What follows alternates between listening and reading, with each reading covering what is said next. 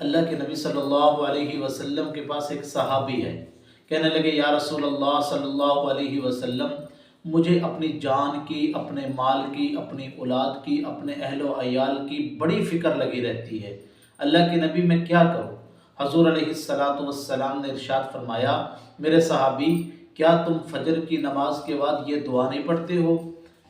بسم اللہ علی دینی و نفسی و ولدی و اہلی و مالی۔ اس نے کہا یا رسول اللہ نہیں۔ اللہ کے نبی نے فرمایا کہ فجر کی نماز کے بعد یہ دعا پڑھ لیا کرو۔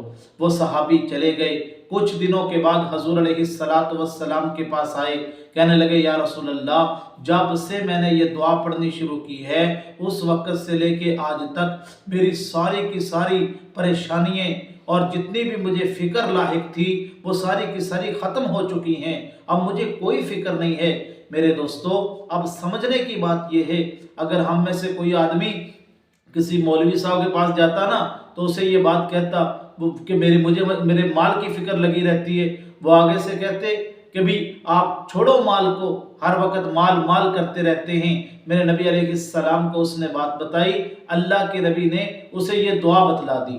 اب اس دعا کے اندر سمجھنے کی چیز یہ ہے کہ اللہ کے نبی کو وہ سوال یہ کر رہا ہے، یا رسول اللہ، مجھے فکر میری جان کی ہے، میرے مال کی ہے، میری اولاد کی ہے، میرے اہل کی ہے، لیکن حضور نے کیا فرمایا؟ اللہ کے نبی نے فرمایا بسم اللہ علی دینی، سب سے پہلے اپنے دین کی فکر کرو، اس کے بعد اپنی جان کی فکر کرو، اس کے بعد اپنی اولاد کی فکر کرو، اس کے بعد اپنے اہل کی فکر کرو، اس کے بعد اپنے مال کی فکر کرو۔ جو اس ترتیب سے زندگی گزارتا ہے اس کی زندگی پرسکون ہو جاتی ہے انشاءاللہ تعالی۔